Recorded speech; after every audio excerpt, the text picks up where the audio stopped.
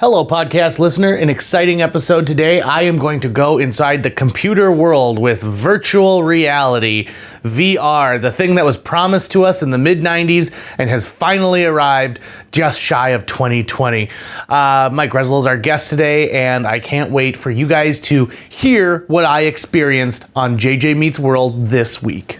This episode of JJ Meets World is brought to you by Natalie Deutsch of Hatch Realty. Natalie has a proven track record to get your home sold faster and for more money. She is consistently focused on her clients' needs and wants throughout the entire process and make sure that they are well taken care of. If you're looking to buy or sell, reach out to Natalie today. On average, Natalie sells a home every 3.74 days. That's at least 2 a week. And last year, Natalie earned her clients on average over $4,000 above list price on their homes. And you don't have to take our word for it. Here's some of the great reviews Natalie has received. I was overwhelmingly impressed with Natalie and all the Hatch team. She was very responsive and responded to all of the emails within an hour. She gave great advice and encouragement from the listing and pictures, the offer, and all the closing details. The marketing team knew exactly how to promote my property, and I was pleased by how soon and easily my property received an offer. I was actually dreading selling my condo, and Natalie did such an awesome job that I felt like I really didn't need to do anything. The thing I most appreciated was that she really listened to what I wanted to do and respected my decisions. I would definitely recommend Natalie and all the Hatch Realty team. They made this process so wonderful. That was from Diane. So listen, if you're in the mood to buy or sell a home, give Natalie a call right now. You can reach her at 701-388-9338. Natalie, Natalie, at hatchrealtyfm.com, or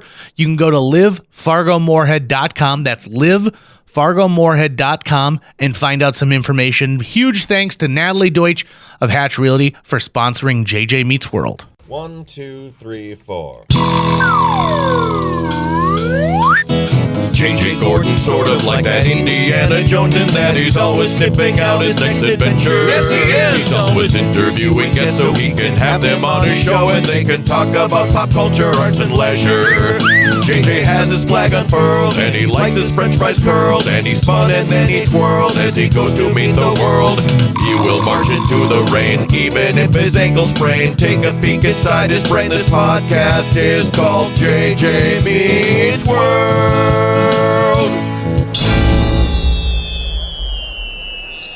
So is this going to be similar to the movie Jurassic Park when she has to reboot the Linux system? Because I don't know this. So you haven't used anything like this yet? I had an experience where I got to, Dan Aykroyd needed some money, and so he sold out the Ghostbusters some more, and I did a Ghostbusters VR experience. Where did you do that? In Las Vegas. They're opening the same franchise in the Mall of America. We should talk about this on the podcast. Oh, this is the podcast. Oh, we've already started. Yeah. Started. So go ahead and intro it. So you did the Void's Ghostbusters experience. Yeah, I did. Yes. This is Mike Ressl, everybody. Hi. You remember him from previous episodes. Hey, everybody. Today he's going to send me into a virtual world. So I've done that and the Star Wars one. You did? Awesome. Yeah. Were they both in Vegas? They were both in Vegas. Okay, yeah. so I've done both of those as well, and they're awesome. And that is a whole other type of thing. They're using the same technology. It's just an earlier version of the headset, but obviously it's wireless and stuff like that. He's pointing at a box that says Vive. Yes, so that's the OG Vive that they used for those, but they used their own custom setup to get all the battery packs and everything to work. So just to kind of set the stage for people who are listening, the room that we're in right now is actually, it was the very first JJ Meets World recording studio. That's right. Which was also the office of Mike Ressl. We are back here now, and Ressl, it's a large room. That's not shaped like a square. It's actually got some nice angles to it, which made it great for audio recording for us. There's some exposed brick. Looks into downtown Fargo. Drop ceiling. And then this is the room where he has his virtual reality setup built. Yeah, so I keep my personal computer at my office because I live so close and I have the most room, and it's kind of nice rug and couch and everything. Also, Ressl really looks like John Lennon right now. He's really got a 2019 John Lennon look. You got the circle glasses, the hair, and then you're dipping into imagination, right? Just like John did. That's true. I just saw the movie yesterday, so I've got the Beatles on my mind a lot. Okay, that makes sense. What is it about VR that attracts you? It's a new medium. I mean, we've had 2D games and interfaces for a long, long time, but we haven't had the level of technology or the combination of technology that VR requires to simulate enough of reality for it to be captivating enough and not make you sick that we can do stuff that doesn't just look like Virtual Boy, basically. I was gonna say, do you remember the Nintendo Virtual Boy? Yeah, and all the red lines. It was cool. I remember playing it for 30 minutes in Toys R Us, and then realizing I felt a little weird, and I was not gonna ever. And no, I never knew anyone that ever owned one. I wasn't surprised, and it looked like a graphing calculator that was red. Yes, I almost threw up at a Target because they would let you test drive it at Target. And I remember feeling sick to my stomach. It was I think it was a flying game, but I couldn't tell you. Only a flying game, yeah, pretty much. And it was smart that it was on a stand, so you could easily just take it back off and take it off. Right. But I had done other things, like at the Space Needle in Seattle. They had an experience where you put on a headset, and there wasn't any tracking with the controllers, but if you aimed with your head, that was where the mouse went. Now, they advertised it as you were a space something that killed aliens, and it was just Duke Nukem 3D, and I'm sure they weren't paying for a license for that, but I was very underwhelmed because the game had already been out for a few years, and I thought it didn't work very well. In the early 90s, there was a Sinbad movie called First Kid, where he became the Secret Service agent who protected the first kid. The son of the president. Spoiler alert, the agent who gets fired at the beginning somehow figures a way to get the kid out of the White House, and he's going to kidnap this kid and then bring him back and say, like, this is why they should hire me back. But Sinbad is now friends with this kid because, they're cool. They rap together. End of the movie takes place where this kid goes to a mall in DC, and he's wearing like a virtual reality headset. And at that point, it was like lowering a small car on top of his head. I mean, this thing must have been 3 feet long by 3 feet wide, and it was suspended by cables. And so he was in that, and I think they put you in a circular harness. And I remember because the company who produced that, it was a big deal to have their product shown. And it showed what the kid was seeing inside of this the whole while, like Sinbad's running across the mall trying to find him, the whole time. But I think they were trying to use that to get this great groundswell for people to be excited to go to their local mall and experience virtual reality. Right, when arcade games were still a really big thing. Instead, people went for Aqua Massage. Yeah, right. Mm-hmm. Yep. Mm-hmm. So you're programming this yourself, or are you taking bits and pieces? Explain to me like what you're doing here. I'm more of a designer. So the things that I've made in Unity or messed around with it's more like called script kiddie or copying and pasting, basically. No, I don't code, but you can do anything with it you can do with a normal 3D game. So it's just kind of finding content that is adapted to VR, and there's quite a bit of stuff out there, but there's sort of a chicken and the egg scenario right now where the big developers don't want to develop for something that there isn't a huge audience for, and people don't want to buy something that there isn't a lot of content for. So the people that are making the tech are trying to either fill one of the gaps where the audiences are. They want to either hit the lowest common denominator or the really high end, which is what this thing is, and the enthusiasts, and try to make it as captivating and a quality thing as possible. So to me, let me ask the capitalist question, how are people making money in this? Mostly selling games. I think the hardware, my understanding, based on what I've read from the company that makes this one, is they take hardly any off of the actual hardware. But they're the company it's Steam or Valve, so they have Steam, which is the largest digital distribution platform for games. So anything that sells them more games is going to make them more money. Whereas Facebook, who owns Oculus, which is the other company that makes the majority of the big name headsets, they're trying to make their own little walled garden where they sell games, and they obviously want access to where your eyes are looking and your thoughts and how you feel about Mark Zuckerberg. So they use Libra. Yes. I imagine that there's a certain amount of people out there who want to take this in the way of let's say you're a home builder and you can design this virtual home, and then you can put a headset on a couple and they can walk around in this home that they're going to build, right? So that they can see like, this is what it's going to look like when I look out this window, da da da da. And so there's an application there for people who want to use it to further their business in a world where they don't have something tangible. It's not like I'm putting a roll of toilet paper in front of you. I don't show you how like I cut down the tree and then I mine it and then I use it and then I wipe myself and then give it back to you. This is a chance for them to show you something brand new, but it's got to be cost prohibitive to some extent, something like that, because you'd have to bring in someone like yourself, a designer, who could come in and say like, okay, I can turn what's on a 2D blueprint into something you can walk in. I would say it depends very much. It's very specific to the application. So if we're talking about previewing homes, that actually wouldn't be a very difficult jump, because if you I don't know if I haven't gone home shopping, but I've looked at apartments within the last 6 months, and all of the major property managers or sellers had 360-degree photos of the room and each room in the apartment. Converting those to look at it in VR, it's not that hard. Now, they didn't have that built in, but making that gap is just converting it to whatever it is. Now, 360 photos and videos in VR, they're not true VR. What they're actually usually doing, or this is exactly what they're doing. There's a sphere around you, and then the video is displayed on that sphere. It's not actually 3D. Simulating something that is 3D that you can walk around in has to be composed of you have to have data of a 3D object. So most movies in 3D are static. You have to sit in one spot and look in one direction. Basically, it almost creates it's really creating the 3D room that you're watching the movie in some respects. So there are movie watching programs where you can kind of generate the room that you're in, and then it makes a new screen, a virtual screen in that room. So if you wanted to, you could be watching the movie Moon on the moon.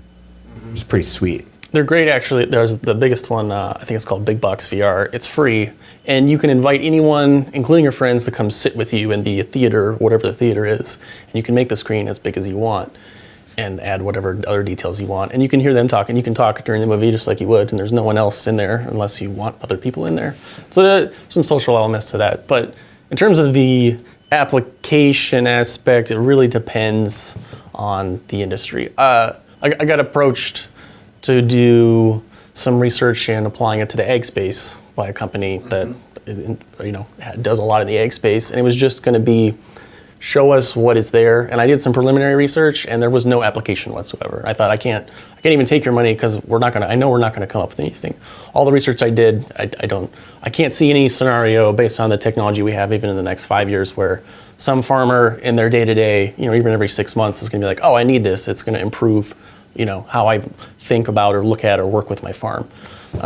Other things like training, anything that's involved with simulation, if you're learning to use a machine or fly something, 100% awesome. It's got cockpit games are definitely like set for VR. This completely changes it. You're able to look and take in whatever you're operating with so much more freedom. So you can have the Sully Sullenberger experience. Yes. When I think of virtual reality, the first thing that comes to my mind is the movie Lawnmower Man. Yes. Right? Pierce Brosnan, golden age of 90s, ideas of what tech is going to be. Right. And then I think of Minority Report a little bit because, even though that's an interactive thing where they're pushing stuff all over the place, it still is kind of this you're in the virtual computer world when you're doing little bits and pieces. Hollywood has been obsessed with VR for a long time. In fact, what was the Russell Crowe movie where he's like a bad guy in a video game and he comes out? It's literally called Gamer, and it's a kid that's controlling him the whole time. Is that what it is? They're trying. Yeah. The kid has full control over him, and he's trying to, deal with it and try to not die, basically. Oh. But I think the most recent big name one was Ready Player One, based on the book, obviously, which is more of a 80s nostalgia sandwich, but they try to elevate it to something more, right? Well, and there's classic sci-fi too, like The Matrix. Yes, right. Absolutely. The Matrix would be it taken to the nth degree. Yes. Saying that, which we'll get into later, but that really ties into feeling of place of am I in the Matrix or am I at base reality, which is something that you will be feeling once we put this headset on you, and I'm so excited for that. I also think, like, I see a lot of people who are like, oh my God, you know, excuse me, using it to be inside of a house that you're going to live in is boring to me. Like, you'll see the house eventually. What is exciting is for me to appear in Middle Earth, right? So I want to go to places that I never could possibly go. The Bridge of the Enterprise from Star Trek The Next Generation. Right. And 10 Forward. Or the holodeck. I would love to, you know, like, wouldn't it be great if you had a VR experience that was called the holodeck? Isn't that basically just a VR experience, though? It is, but with no headset and stuff like that. Sure. But I want my VR experience to be what Picard is experiencing. That's what I'm going for here. By the way, side note, did you see that Jonathan Frakes is coming to Minneapolis for some con that they're doing? No way! We should try and get him on this podcast. We're going to try to get him on the podcast. And we've got an in with Blaine Edwards, because he was in a production of Julius Caesar with Michael Dorn, who played Worf, and met Jonathan Frakes when he came, and was introduced to Jonathan Frakes by Michael Dorn as my friend Blaine. Wow. Oh, man. So Awesome. we're basally like saying, we're making a promise now. We're basically saying we're going to get the golden egg that everyone has. Okay, so VR freaks people out too.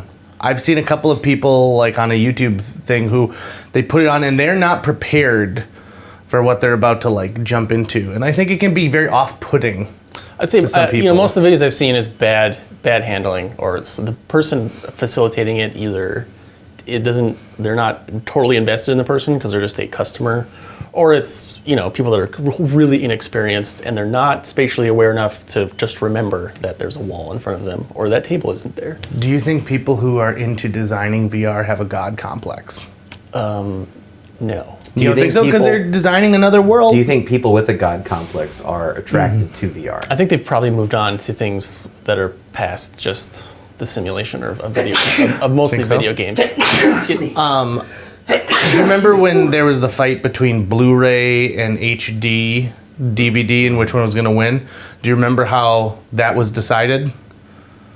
The adult film industry decided that they were going to back Blu-ray, That's and right. HD was dead within like a month and a half. That's right. I noticed this is huge in the adult world as well. This virtual reality, the major websites are getting behind it. A lot of the producers are getting behind it because people, that's the ultimate fantasy for them to be able to live. I like how Tucker left the room to sneeze, but he's on a wireless thing, so he sneezed right on it. He can say whatever he wants right now, He could. Yeah, he's not part of the conversation. But that's a huge thing as well. I have to feel that once the adult industry latches onto this, there's going to be a huge influx of cash into trying to get more headsets out there and to try and get more people developing things for it. So the way based on the research, quote unquote, I've done, He's using finger quotes. He's been doing it a lot. Mm-hmm. There's already a bunch of content that's already being created in 2D that is adapted to 3D for any form of entertainment. I mean, all the 3D movies you can watch in VR, and you're not losing any of the contrast or brightness that you do when you put on glasses. Mm-hmm. I hate 3D glasses. I'm going to throw that out there right now. I totally agree. I think they're garbage. In fact, I remember seeing, I think it was Toy Story 3, and removing the glasses during the movie, and I'm like, it is way more vibrant without this tinted screen. So yeah, there's a huge loss there, and you can mitigate that entirely with the headset, but you're losing all of the graphical intensity because the resolution is way lower than your eyes or the movie screen ever could be. On the other end, the sort of barrier of the technology is to do any sort of experience where you have any agency, where it's not just you, because that's the thing, in a 3D film, it's static, right? So if you're gonna watch a 3D video, you're not gonna be able to move. And if you do move, the thing's gonna stay with you probably, or it's gonna become distorted. To simulate anything, you either need to create the models for it. So what a lot of porn stars are doing right now, they're doing, it's all Patreon funded. It's a program called Holodecks with 3 X's. And we'll make sure to link to Ressl's favorite porn actors and actresses in the description. They're basically taking full body scans of the actresses and then using motion capture to overlay, whatever type of lap dance or experience they want to do. again, he's using finger quotes. Very bare bones, very simple, and honestly, I'd say not actually that that interesting because it still only looks as good as anything can look in the headset, and it's something like that is always going to look better based on how high definition it is. I don't know. I don't play a lot of games for the naked women. Do you think people confuse what VR is? So VR can be kind of a buzzword too, right? Oh, we're using virtual reality for this.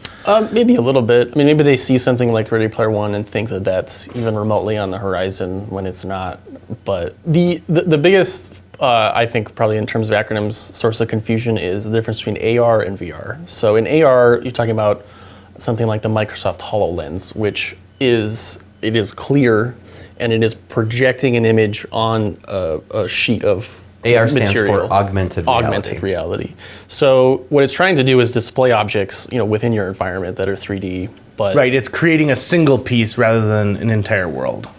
It could simulate theoretically ideally the resolution would be just as high, and then you could overlay whatever you wanted on the real world. It's just more aware. It's able to represent reality or whatever's actually in front of you at whatever you can see it at. Unfortunately, all of the AR tech is about 3 generations worth of tech behind VR. So, this is technically like a PS4. The HoloLens would be like a PS1, if even.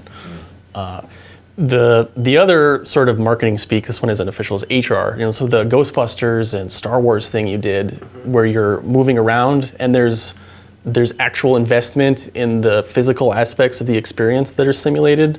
Like when you're walking on a grate over a skyscraper in New York, it's actually a grate that you're walking on. It is everything else that's simulated. Those have to be physically built in some place. Right. When I did the Ghostbusters one, I said, can I take a quick peek in there and just see what it looks like when I'm not wearing the headset? And they said, sure.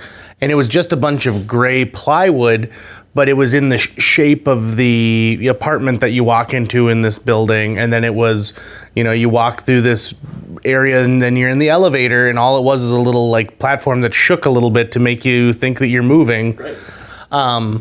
And so they built the most basic shape version of what you're experiencing in there, and then they're adding all the other elements like the ghosts and the brick and the fire and things like that. So what's interesting is that they did a lot of work to make that possible, and they did a lot of tech to get lighthouses in every room to see all of the people that were in it.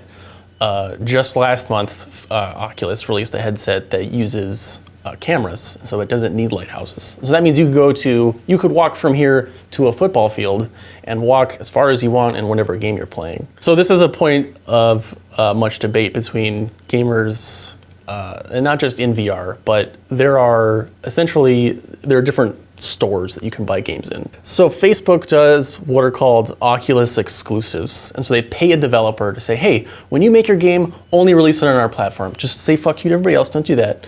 And it forces people to either buy it only on that store. Basically, we have to use third-party applications to simulate the Rift or the part of it that makes it think we're using a Rift to be able to play it on other headsets. Mm-hmm.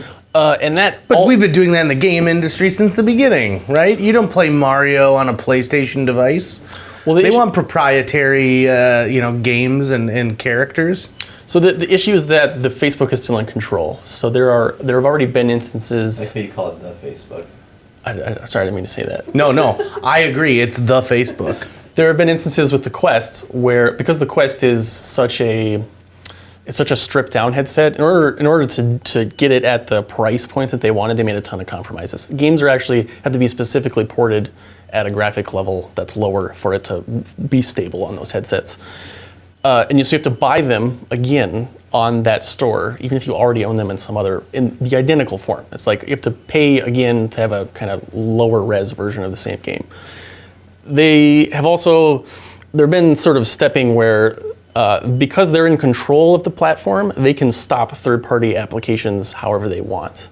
And so the notion is that if they ever get too much of the market share, they will be less considerate to people trying to extend that platform. It's just not an open, friendly platform. Whereas Valve has taken the opposite approach and said any company can make they can use all of the same technology that we're using. And that's what other company, HP has done that, HTC, Pimax, for example, has now gone full open source. The whole headset and the hardware are open source.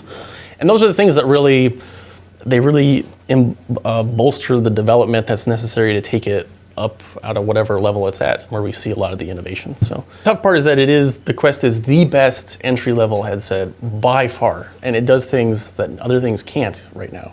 So because you can buy a Quest for $400 and you don't need a computer, and you don't need to set up lighthouses, and so you can really bring it wherever you want, and everything is contained in the headset. And a lot of people have wanted that for quite a long time, and that is actually pretty amazing. And I can even tell you, when I play Minecraft in VR, one of the things I dream of right now is just going to a giant empty room and not teleporting around the room or using artificial locomotion, but just walking through the whole thing as much as I want. And just being able to have that degree of freedom would be awesome. But you can't do that with this because you're attached with a wire. So that will always be slightly behind anything with a cord attached to it, because all the computer bits are able to do way more than anything that you can physically attach to your head. But that's where I think you'll see that catch on a lot faster and be more common. Do you think we'll see a world in the near future where someone says, gosh, I own a high-rise building and 22 out of 70 floors are empty. Maybe I'll just rent them out by the day to people who want to have a VR experience where they want to do that thing, like you said, it's a big empty room and you can walk around in it and you can do whatever you want. And maybe I'll put some lighthouses up so that if you want to interact with that, and maybe I'll charge you $500 and it's air conditioned. What I think you'll more see of is a resurge of things like laser tag, essentially. Because think of this, they don't have to invest anything in the decoration of the room. They just need to simulate it digitally. And then you just put those headsets on everybody, and all you got to do is have enough headsets with enough batteries, and everyone can play in the room. Here's an idea. Rather than taking your roach-filled motel, your side of the road motel, just buy, if you got 20 rooms, buy 20 headsets, and when you check in, here's your headset, and then it looks like you're at the plaza, but really you're sleeping on a bed that's got stains on it, but you'd never know because it looks great. And so as long as you can keep the smell to a minimum, you'd be good to go. Although I will tell you this, I do marketing for a restaurant bar, and 3 times a year there's a company that comes to town and they force me to sit down with them because they do custom scents for buildings. Really? So it patches into your HVAC system, and they're like, let's say you want to make people think of this when they come in. And I know Disney's been doing that for years. And, casinos use, is it oxygen that they pump in there so that it keeps, and so a casino smells like a casino when you go in there.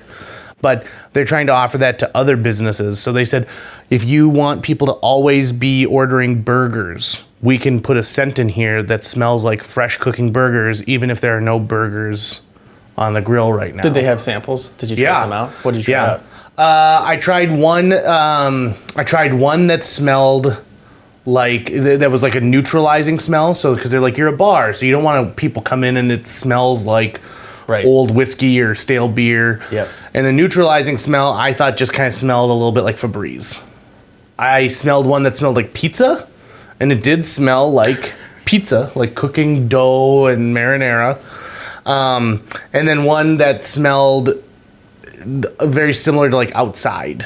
So they're going for like a springtime smell. Fresh. But the thing is they're like, they make it seem nice, but really what you're doing is you're rolling 55-gallon vats of whatever chemical it is over to your furnace and pouring into this thing that...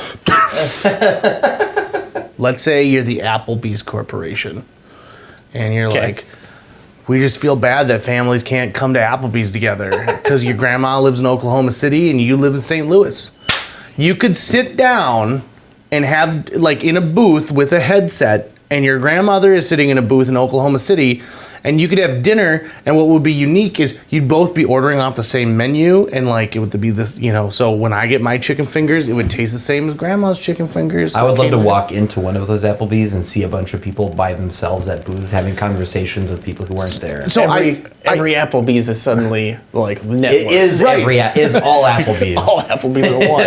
I mean, I think that's the thing, right? Like people who are like, oh, I don't want to eat by myself. Right. Maybe I can find somebody else. And so then you don't have to actually be with a regular human being there. Like, you know, I don't know how they would project you like if you come in and go through the Applebee's scan. Do you think they would simulate the food looking better and like it would absolutely, and there'd be like steam coming off of it, and it'd be like, boy, that that New Orleans sirloin steak looks really good, Grandma, and she's like, actually, it's kind of cold. I think the only limitation is that is Billy. Billy's being the first one to simulate himself as like an 800-pound gorilla, and it's just gonna fucking weird everyone out because all the weirdest experiences I've had in VR are in chat rooms where people are Mr. Peanut Butter and, you know, Spider-Man is 3 foot tall and wants me to rub his nipples. And it actually happened. It's just, you can't predict it. Sometimes it's just really boring and nothing. And other times it's like, what, get me out of here. Yeah, where's the eject button? Okay, so this is what I'm looking at, folks. There's the room is pretty wide open. There's a desk and there's some shelving and stuff. But in the middle of the floor, taped down,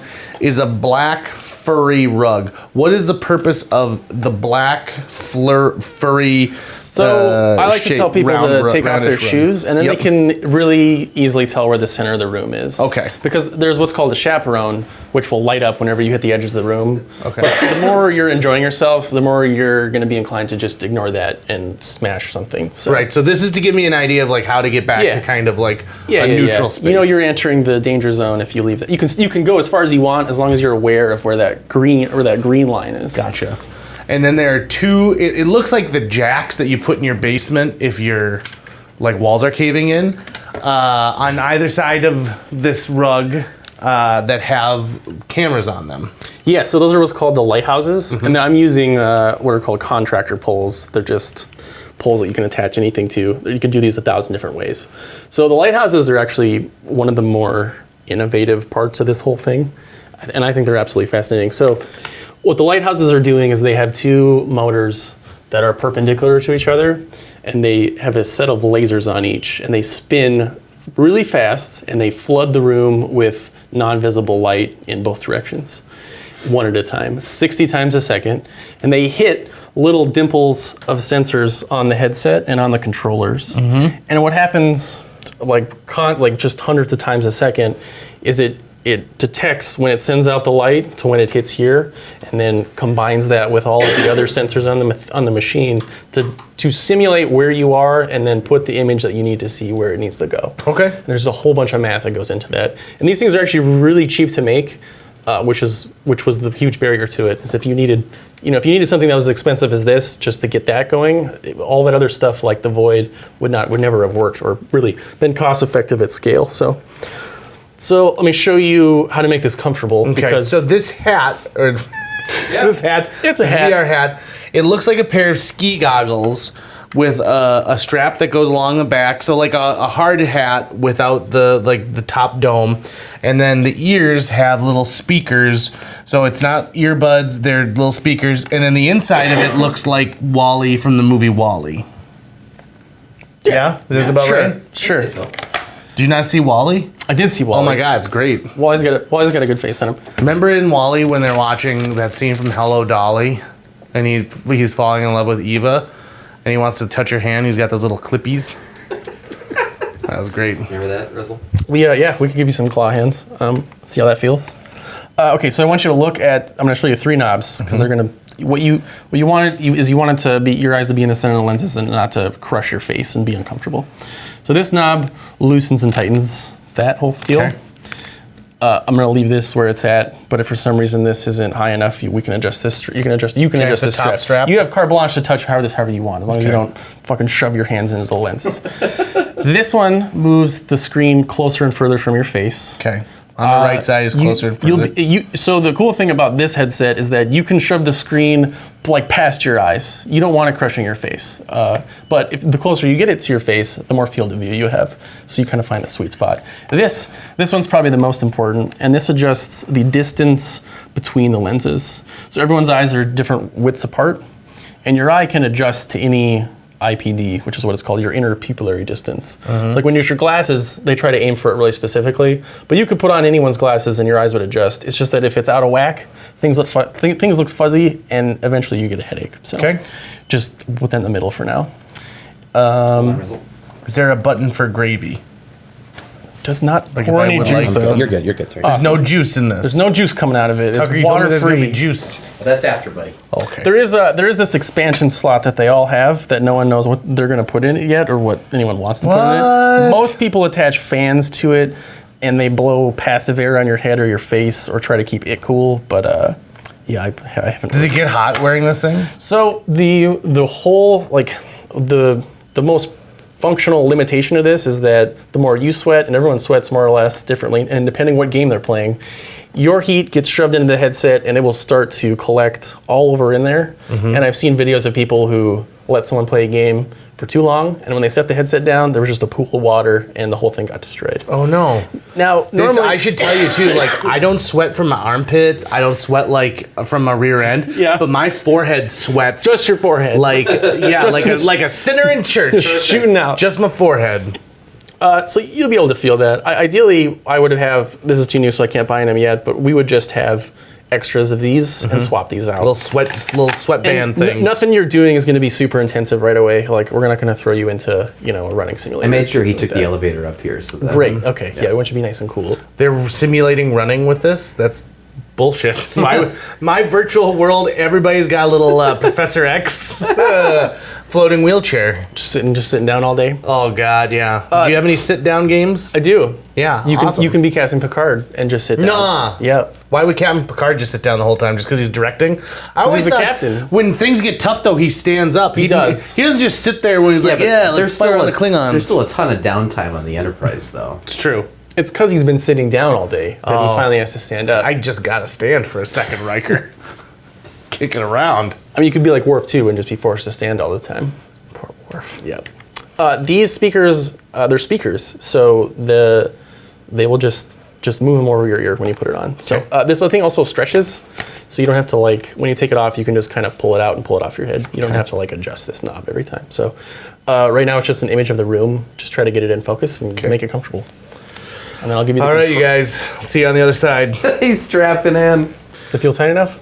That back knob is probably the one you want to adjust first. Whoa, I see a green grid. Yes, so that'll come up whenever the controllers get close to the edge of the room.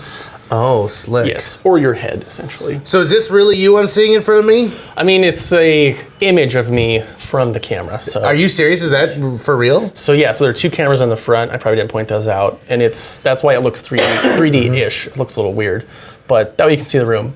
But And if I punched you right now, I'd be punching you. you would hit me, Okay. probably, yes. So these are the controllers. I'm gonna have to set these for your hand size. So just put your hands out like this. Yeah, because the controllers are coming in a 3D version too. There's a Yes. really good looking version of the controllers, and then there's these real versions. So these will go over your knuckles, Okay. kind of like over there. And then there's a button right here that you can push at any time to make it loose. Oh, okay. And then to make it tighter, you pull that strap. Okay. And he doesn't need to be crushing your hand, but you do want it so if you throw a digital grenade, it's not going to fly off. Right, okay. I feel like it's not going to fly off. So where's your thumb sitting? Yes, you have bigger hands. This is as Yeah, I'd say that again. big as the big as the strap gets, essentially.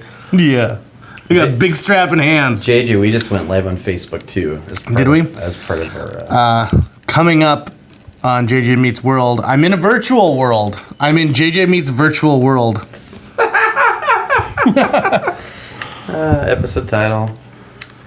There's a little thing. Oh, I see it oh, neat. Where my thumb is going on this little controller, it's showing me where my thumb is the whole time. Okay, yeah, those have to be down. That's how it has to be. I forgot which way is loose and which way is tight. So these can adjust right here for how big your hand is. That should accommodate Because I got a big hand. as big as your hand can get. Big old pie hands.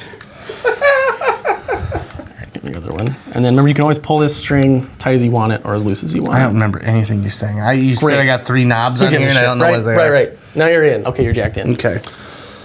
I am in. Oh, and the cameras are making little strobes. So I'm gonna need you to turn something off for me because Okay. that's the only thing I turned on. So I want you to point. Whoa! Yeah. So this is the menu. So I want you to look in the bottom left, that blue button on the bottom bar. It's on the, here, I can almost do it for you. It's right Oh, I see. I'm not looking far enough. Click over that. Room view. Yeah, just click the trigger there. There we go. Okay, great. Oh my God! It's like if Tron were in Arizona is what I'm seeing right now. The sky is full of stars. This is the virtual world I'm in, huh? All right, we're gonna pump you in this tutorial. It's just gonna show you how to use the controllers and not fuck everything. See, like this is the kind of virtual I didn't want. This is just like an apartment. Oh my God! Oh, something just like, now, okay, this is wild. So the bedroom set I'm looking at is falling and everything's moving around. Oh my God, this is amazing. This does look like I'm in a completely different world. So Tucker, is the last time you did anything the last time you were here? Yeah, I mean, have I done it more than once? I think I did it a second time with you. I think maybe it's only ever been with your system, so I'm looking forward to trying it out again. And my experience with it, like I got to play Batman, was one of the first ones, and that alone was worth the price of admission, because you start in Wayne Manor, in this sort of like grand ballroom or whatever, and you go and find the piano to punch in the keys, and then you're lowered. You are Batman, being lowered into the Batcave, and yeah, it was awesome. And I remember distinctly too. Once I was done, you probably had me in there for about an hour, coming out of it and being like, "Oh, is this real life right now?" Even though graphically you can tell the difference, but that feeling of being in a physical space is what it was doing. JJ is just giddy with delight right now as he's going through the whole, what is this, the intro, the training session? It's a tutorial to teach people how to use the controllers, because there's so many buttons. So I just got a new apartment that I'm in the middle of moving into right now. And VR is one thing that I really want to implement into that apartment at some point. Probably less for game playing and more for movie and media and maybe communication and experimentation and stuff like that. And so the idea of a headset, an all-in-one headset, is pretty intriguing. But I can imagine myself wearing it and 2 months later going, "Ugh, why do I still have this thing? I wish it was better." And there is a better version out there. It is. I think it's tough because you're gonna catch that balloon, JJ. Oh no, balloons went away. Little doggies. Yeah, especially if you're popping your cherry on something like this, those things are gonna look like a Wii compared to the whatever else, right? But yes, they're way cheaper. How much time do you spend in VR within a week on average? I don't know honestly, I wouldn't say there's an average. There are only a few games that I go to at least every other day, and even then it's only maybe for 15 minutes to 30 minutes. But I'm constantly looking for new things because there are constantly people trying different things. Well, and you were talking about designer. I mean, if you see yourself as a designer in this space at the moment, when you're designing in VR, how much of that design is happening in VR, where you're wearing a headset versus a flat panel screen in base reality, as what we assume to be base reality? Those tools are the most interesting to me because they bridge the gap between you having to use an interface and just being able to use your hands in 3D space. Mm-hmm. And they're more applicable to certain things like drawing or sculpture, or you're not going to be doing coding or complex games or something like that. But there are things that I do a lot of outlining, and I do a lot of blueprints essentially for rooms and projects. So it looks like I'm on the hull of a sunken ship, and surrounding me are schools and schools of fish, as well as it looks like I'm at the edge of the hull looking down, and there's a great distance, like into the black, endless ocean. Oh, and here's a stingray. Beautiful. And there's like ocean goop coming near me. Ooh, I don't want him to touch me. Wow. Look at all these little fish. I hear a whale. Oh my God! And around the corner comes a massive whale. Oh man. The detail on this whale is immense. So, and you can think about that, that's life size. That's exactly how big that whale is would life be. size? Yeah, that's how big that whale would be. Oh my God, am I going to get sucked in? Which is massive. It still doesn't really feel real because it's so big. You look at it and you can tell the texturing is somewhat like a video game. Yes. But imagine what that looked like 10 years ago. I mean, really, the only thing that would make this experience better is like if the room was really cold, like it would be in the ocean. There's also Okay. So it interacts with when the whale goes by and his tail flips. It sends all of this debris kind of going everywhere and parts of the ship. This is amazing. Can I click on another one? I'm going to put you into the hand lab. So there are a few other ocean ones, but they're not quite as cool as that one. And I want you to do something interactive, and that's what this is. So what is this he's going into right now? So this is called Aperture Hand Labs, and they made this specifically as a demo Valve did for the controllers that they developed to kind of just a fun way to make you interact with a series of robots and use all of the functions on the controllers. I'm inside of an elevator.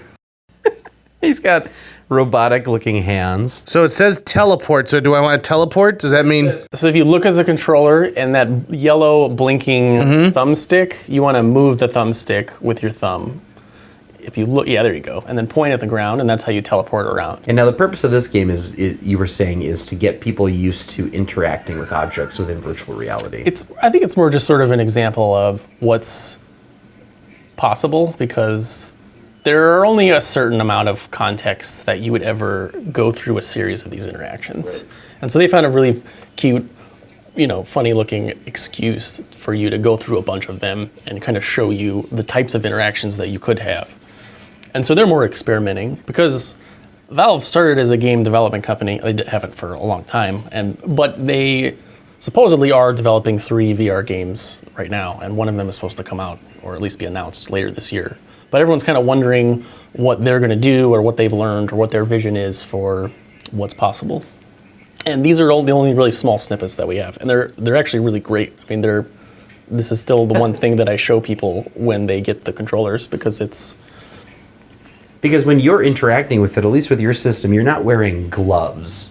You're holding on these 2 different controllers that look unlike any other controller on the market you're going to see for other video games. And they've been developing these for 3 years, and they're quite a bit different than the other ones. The ones before this that you used, they call the wands. They're just like sticks that you hold, whereas these are attached to your hand, so you can let go of it when you throw something, or you want to open your hand and shake somebody's hand, and it still is attached to you and can simulate the articulation of your fingers much better than anything else could. So right now, JJ is playing paper, rock, scissors with a robot. Yes. To try to kind of get a grasp on how he can use these controllers. And it's a very deceptive robot. It's just hard to beat. How long have you been really invested in this space? I didn't get one until a little less than a year after the first Vive came out. So that was, I think that was early 2018, if I remember correctly. And I got this the day it came out. And I've been invested in it ever since. I mean, it's just something I use pretty regularly. There are only certain games that I play that aren't VR. But obviously, they'll always look better, or there'll always be different offerings in that space. Yeah. Now, what are you currently most excited about in the VR space? So that one's pretty easy. There's a game by a studio called Stress Level Zero that is going to come out at some point this year called Boneworks. So they've done a couple games before in VR, and this is their 3rd one. And they're exclusively focusing on really pushing everything that you can do with these controllers specifically. Now, the most exciting thing about this setup, it really is the controllers, because the types of interactions just in this pushed out to something that is actually a game with mechanics where you use all sorts of tools to solve all sorts of problems is just really captivating. And they've already released a bunch of content. We kind of see what they're experimenting with. And I think that's the best thing. I don't know anything about the Valve games, but I think anyone could say that, the anticipation for those is higher, but we know far less. Okay. JJ, what's going on? Oh my God. Just broke the hand man. You just fell down the elevator shaft. Shook his hand off. Oh. Just a strong handshake. I figured out how to use these new robotic hands of mine, and the world should be as afraid as I am. Is there an application, Ressl, that you've seen that with this technology that has surprised you? Either you either wouldn't have thought of that, or you didn't think it could be that good. What was like an aha moment, I guess is what I'm asking. It's tough because it happens all the time, but it's kind of subtle because you're not seeing something that's real unless it's actual photogrammetry and it's someone trying to generate a 3D model off of an actual place.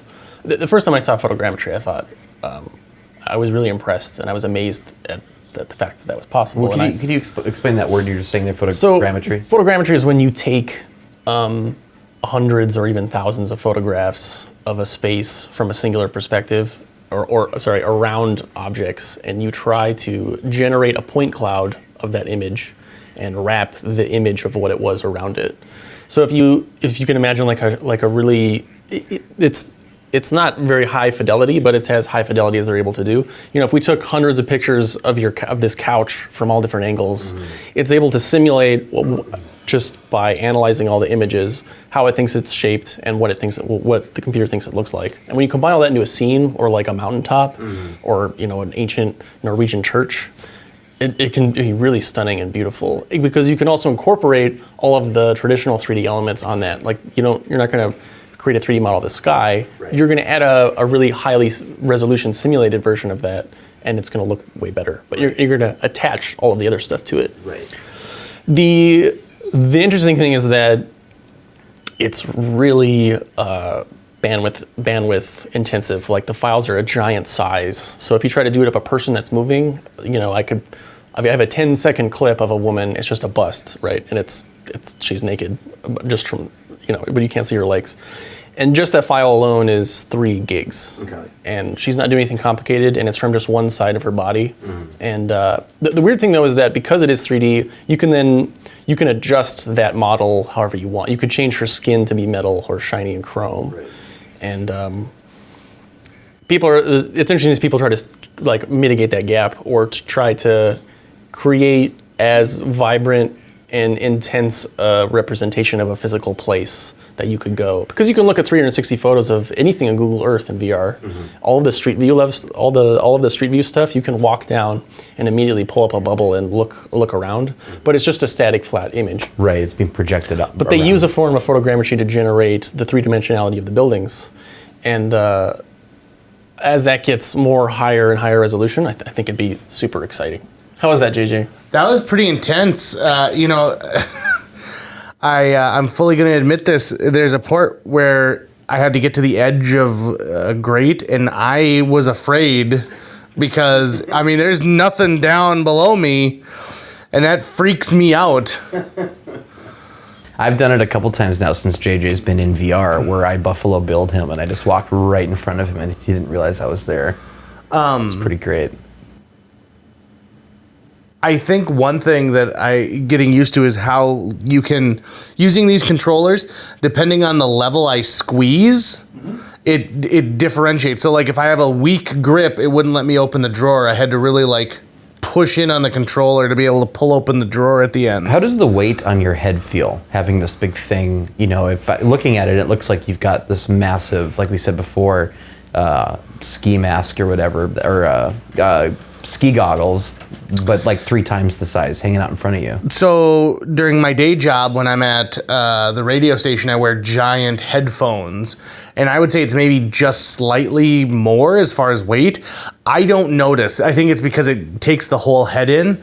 If you had a really weak neck, or if you had like a neck injury, I could see this being an issue, but really more than anything, I'm noticing the grip that the controller has around the outside of my hand. The fact that they were able to use, and I had never used it over the ear speakers before, the added pressure and weight that is off the sides of your head actually makes it the most comfortable headset I've ever tried. That's nice, because for me, I can only wear like a regular headset for so long before it really starts to give me a headache. I don't really wear hats. I wore a hat recently because I went to a baseball game and it was really hot out and I'm a bald guy. So it makes sense in that situation. But within minutes, I'm like, I got to get this thing off my head. I don't want it on here.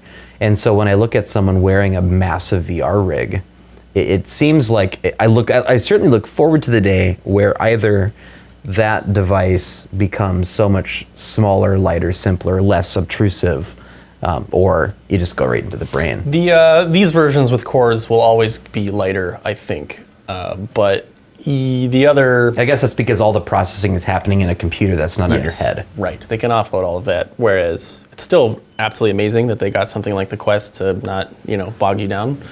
The other thing is, if anything in there is remotely captivating, you're not going to give a shit for at least the first 45 minutes. And you can do a lot of adjustments to make it as comfortable as you can. All right, JJ, where are you? I am at what is known as Vesper Peak, Washington, which must be a real place, I assume. Yes. So this is an example of photogrammetry, and they've taken a bunch of pictures of this mountaintop, and you can kind of bounce around and interact with this little robot dog if you want, and just see the edges of, the skyline and everything. It's beautiful. So JJ is basically teleporting around the top of this actual mountain peak. Obviously, since he can't move around in this small room, it's not shaped like the mountain peak. But it looks like there's a ton of options there. And so did basically they go and they used, was it a particular type of camera to get a bunch of images, or? You can do this with any normal DSLR. Anybody can do this. It's more just the software that takes all of the images and does all the math to try to generate the image. And there's a lot of cleaning up that has to be done to make it look seamless and not noisy and weird. So JJ right now is getting the experience of looking over the side of a mountain. I mean, it is like I am actually there. The boulders, the ground, and like.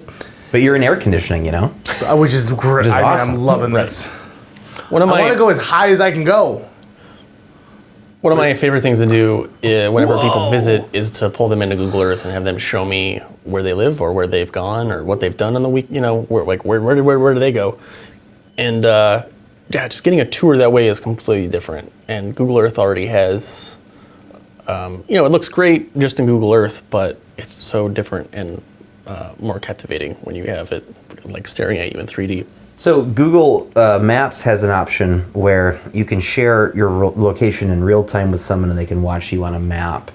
Would they be able to basically plug in your coordinates second by second and then basically experience VR at that same part and be like, oh, I know exactly what JJ is looking at right now as he's coming to pick me up? Theoretically, you certainly could. Theoretically. I don't think there's any way to track someone second by second like that, but it was not hard to see where somebody is. And I'm already someone that, looks at my map and notices, Ree's in a different state today. What are you doing in, Atlanta right now? Is there a Dave Matthews Band experience? There are a number of bands and DJs especially who have tried to make their own. They've held concerts. So they'll go in a VR chat app and they'll hold a concert and they'll DJ live, and as many people as want to come in can come in and see the crazy weird light show. I think of the retirement homes of the future, the places that we'll be put into once we can no longer shuffle around in base reality very easily.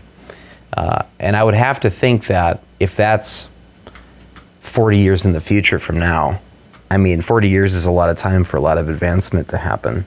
I could foresee easily a future where you could begin to live a quote-unquote second life in a virtual reality once you get to a certain point, or at least spend a lot of therapeutic time in one.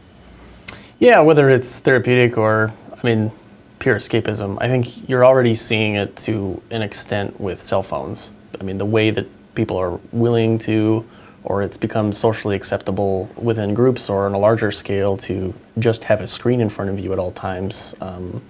There's a good television show on BBC called Years and Years, which I started watching recently, that portrayed it pretty well. And it's only about 10 or 15 years in the future, but they show, kids just hanging out with their family, constantly wearing these headsets, or versions of them that allow them to interact with the family. And it's the first thing that gave me a palpable sense of what that would be like in a real world situation. So now what are you seeing here, JJ? I'm seeing a portly man in his special shop. JJ has now left the mountaintop, and he's in what looks like a apothecary wizard's lab, maybe? Yeah, and so he's giving JJ a light that will let him touch certain sigils that are around the room, and if he activates the light over those sigils, it will something specific will happen. So go ahead and pull the trigger when you, if you pull the trigger, JJ, when you hover over those things. Like, whoa! Now I'm all tiny. I'm on the shelf. Honey, I shrunk myself. Oh God, there's a giant frog. I also think in terms of photo albums, memories of people, you know, if theoretically, if you had enough photographs of someone who's, let's say, is dead now, an old relative, you could, in theory, feed that into a program that could then generate an approximation at a certain age of that person. And you could walk around them in 3 dimensions, see them, maybe create a version of like those pictures in Harry Potter where the person's waving at you constantly. It's almost like they're living inside the photo. And if you have it's like the fakening as we're seeing right now in the media. If you have enough audio samples of someone and visual samples of someone, you can really make a very realistic approximation of that person. So if you think of a podcast like JJ Meets World, we've now been recording and putting out episodes for over 1.5 years. So there's so many audio samples of JJ out there right now in really high quality that, in theory, with a powerful enough computer and a well-written piece of software, you could make him say whatever you wanted to using that. There will have to be a whole new form of verification, digital verification, for people to discern what is and what isn't real in terms of video and audio. Because deepfakes, audio fakes, I mean, they already exist. But as we cross that uncanny valley that is convincing enough, you know, that we can get a version of whoever we want saying whatever we want, for good or bad. You know, you've given some good examples, but I can imagine it immediately being applied to discredit or... You don't even necessarily need audio samples. I mean, you need a good enough actor who can do a good enough approximation of a voice. And so I've seen an example where SNL did a skit where they had one of the actors, Kate McKinnon, play Elizabeth Warren, and then they took... so she was already in an outfit that was like a Elizabeth Warren style outfit. She's already doing a voice that's sort of like Elizabeth Warren. She's acting in motions like Elizabeth Warren. And then they just put Elizabeth Warren's face on her. And it makes it look like, you know, if you didn't know any better, that you're watching Elizabeth Warren talk right there. So you could easily do that with any public figure. Yeah, no, a Corridor Crew just did a really popular video a couple weeks ago where they took a Tom Cruise impersonator and they deepfaked him. And the results are like pretty convincing. There's still the uncanny valley, you know, which is the gap where something is close enough to real, but you can't quite tell what's off because your brain is so good at telling between real and fake faces. We see that with movies all the time. But you know, I've seen or I've heard completely simulated versions of Joe Rogan, and so those are possible as well. Yeah, I think people will try to apply it to their loved ones, but there's still going to be probably, you know, it'll be just like the entire history of You in Black Mirror, where there's a service that's giving you options like, do you want a chat bot or do you want some actual doll that tries to simulate the real thing, essentially? You know, you could always talk about resolution or spatial geometry all day, but ultimately, the more insane we need graphics to be, you know, the more processing power you need, the more ability to have a computer crunch this kind of information. So then what do you think is a healthy expectation that we can expect for the next couple of years? Let's say the next 10 years in that space. There's so many buzzwords around computing that it can be really, it can be difficult to understand, are they getting better or not at this point? Even so, this only came out 2 weeks ago, this headset, and it's the, you know, at a consumer level, it's cutting edge. There are things that are better. I think within the next year or two, we'll see some really finally captivating experiences. And in the further horizon, it's sort of a merriment between the actual technology and what's on it. How is it being used? Because none of this means anything unless what you're doing is cool enough that you actually forget or that you're wearing something on your head. Yeah. Or that the types of interactions you're having with other real people is interesting enough that it sort of slinks into the background. Right. I think a lot of it will happen pretty quick. Within a year, though, I mean, does that mean that technologically we're at that point, or that we're going to see a new advancement soon that opens a new floodgate of development in this space? So it has already happened. In the last year, we had the first game that sold over essentially 1 million copies. You know, Beat Saber just took everything by storm and is absolutely amazing in its own right. I don't normally show it to people because headshot. I think only certain people like it. It's kind of like DDR meets VR, and it does it in a way that is way more fun. But you need the kind of music that you want to listen to, and there's a little bit of a learning curve. As soon as we get a few more games like that, I think you'll see it become a little more ubiquitous. What I think what I'm most excited for are the experiences like JJ was talking about. We were talking about Ghostbusters and Star Wars, where you have these big companies that want to incorporate this technology. Oh, yeah! They want to incorporate this technology into theme parks and actual rides. Who is the leader in this space? Is it Valve? Is it Facebook? You know, it was initially Palmer Luckey, and he kind of, the original Rift Oculus was a Kickstarter project, right? That got, overwhelming support, and he was very quickly snatched up by Facebook. And then he's not a part of them anymore. He was a little too controversial and politically scandalous. He set a guy on fire. Nice work. Yeah, right now it's pretty much just Facebook and Valve. There are other people doing cool stuff too, and that's saying nothing about the content. Like, that's just hardware. But now that there's an open source headset, I mean, it's kind of whatever. Oh no! Whatever people are able to do with it, I think. It's pretty wide open. What kind of applications are that you can marry VR with drone technology? So I've seen it before where people will do drone races where they're wearing a VR headset and they're receiving a video feed from their drone. You know, all the medium to high-end drones that I see come with a headset, and they don't need I guess VR necessarily. They're not getting that kind of a view. They're getting a forward-facing view. It is stereo, but I don't think you need necessarily the type of hardware. You don't need the graphical fidelity that an experience would provide. You're more just using it to point and shoot. Right. And the ones that I've tried, my brother has a pretty high-end one. I can't remember offhand because I don't follow it very closely. It worked really well. It was really fun and great. But in terms of racing and other, people are more using that for survey or an egg or other, security, looking out, monitoring. I mean, eventually they're going to try and deliver you your Amazon toys, but I think that's a ways off. Ressl, do you have any?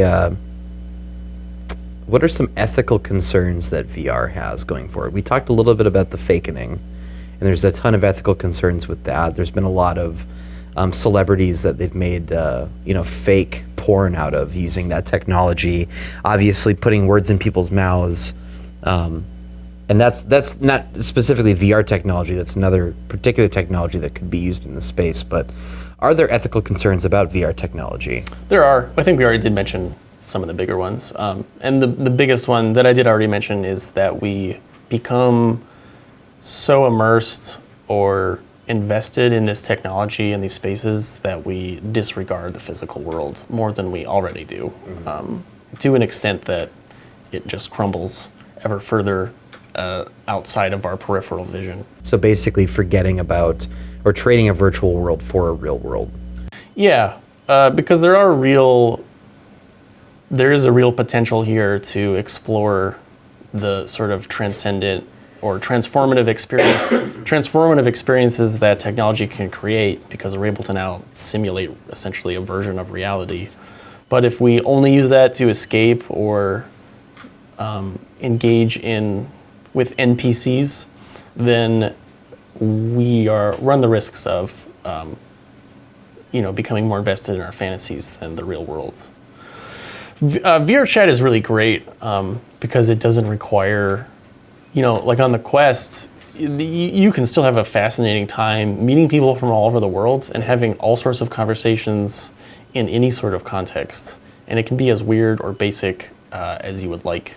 And I've read about or even watched people, sort of articulate that it helps them overcome a degree of social anxiety or just meet people that were really out there. Because you can't stereotype someone the same way when they look like Timon, right, from The Lion King or the Flying Spaghetti Monster. You can assume certain things about them right away based on how they act or sound, but I've basically tried to hold meetups where I want to talk about specific subjects, and the people who showed up always surprised me, and the weird configurations, like I had to talk about one particular subject, and we ended up just talking about Christianity, and I was talking to 2 Christians, and they were very earnestly just trying to not convince me, but trying to understand why I chose to not be Christian. Mm-hmm. And within 15 minutes of the conversation, the Flying Spaghetti Monster came in and was very adamant about like creating this divide of, no, this is right and you are wrong, and I've already talked to this guy and he's not going to listen to you and you're wasting your time.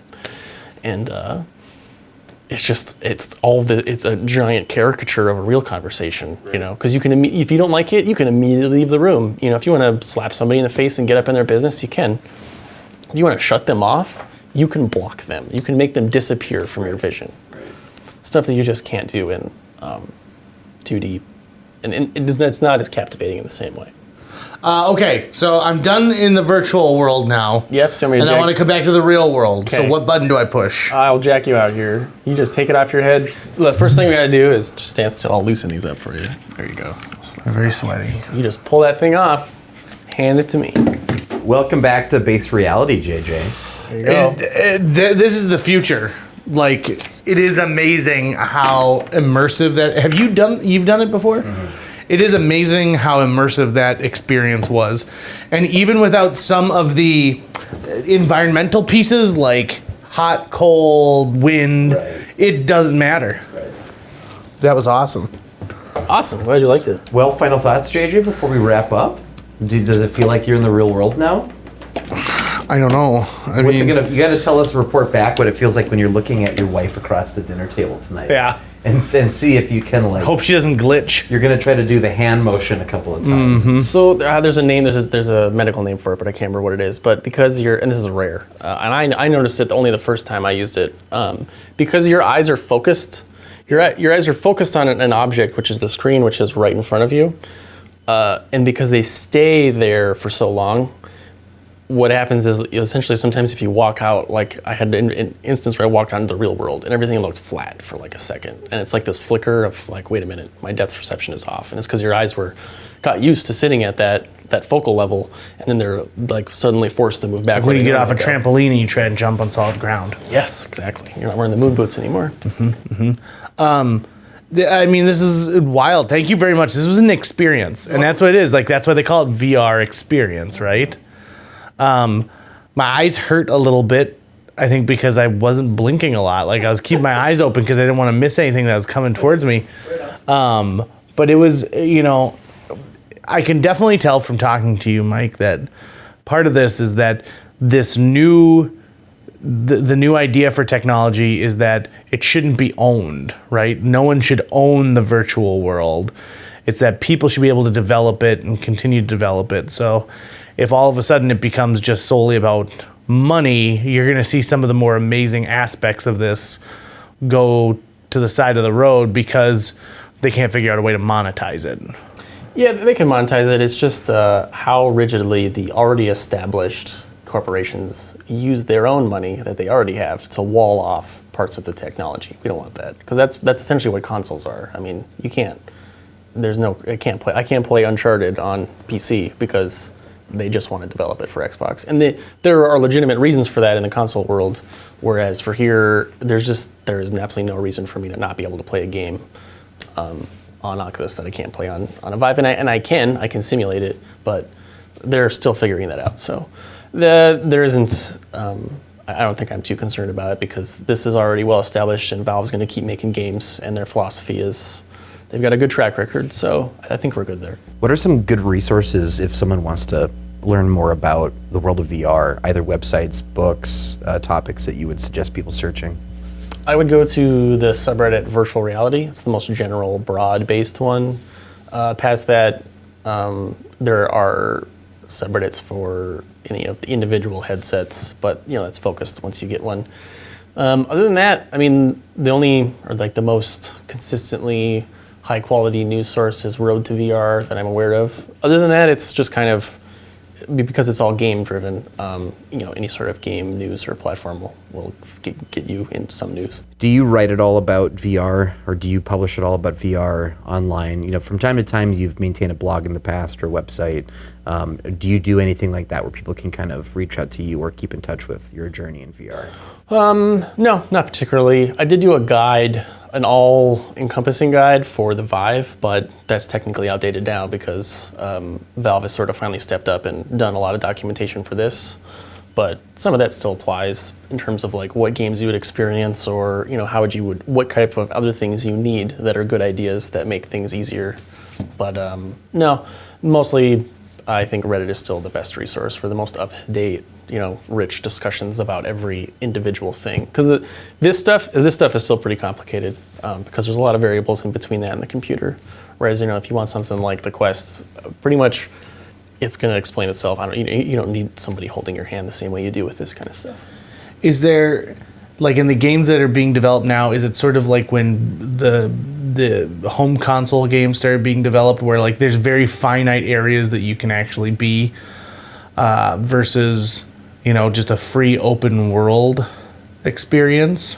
No, because there are a lot of publishers who've already ported things like Skyrim or Fallout, and all of the mods still work with those games, and so you can already walk around and conquer the world in some of those places. So the real exciting thing would be to see other people convert other things, but it's still that chicken and egg thing I talked about earlier. There's got to be enough money and people that want to do it, so they're just trying to reach that critical mass. But meanwhile, we're all patiently enjoying what's already there, and there's obviously plenty of shit to look at. It's pretty rad. I love showing it to people. And anytime anyone wants to come over, I love showing it off, especially people that like games because they appreciate it the most, or already kind of have an understanding of what they might want to do or see, and kind of cater to what games people already like. But even people that don't play games, my parents love Google Earth or, set to have like a flight simulator or something like that. Great. It's awesome. Well, Mike Ressl has been our guest both in the real world and the virtual world today on JJ Meets World. This is pretty impressive stuff. Thanks for letting us play in your playground for a little bit. Hey, you're welcome. It was lovely having you guys. Thanks for having me on again.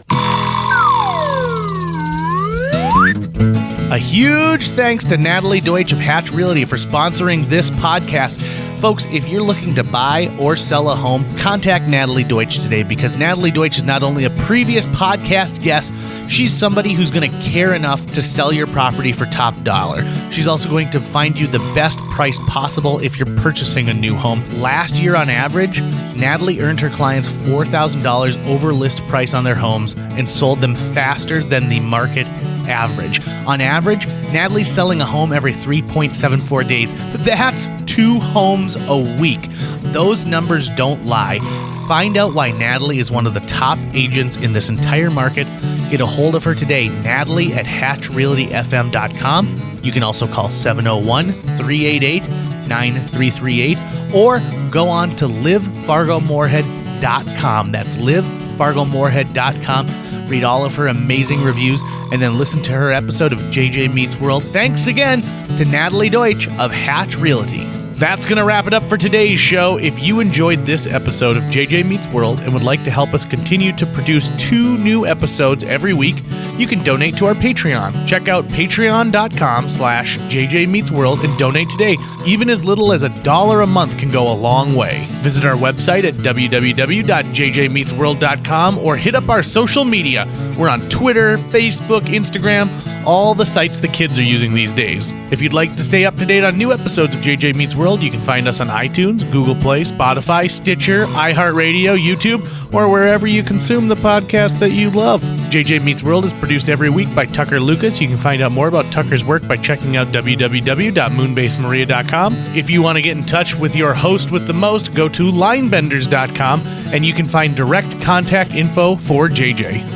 I'm worried that I never got out of the virtual world and that I am now just in some kind of weird in-between place. So if you see me on the street, would you please kick Tucker in the nuts?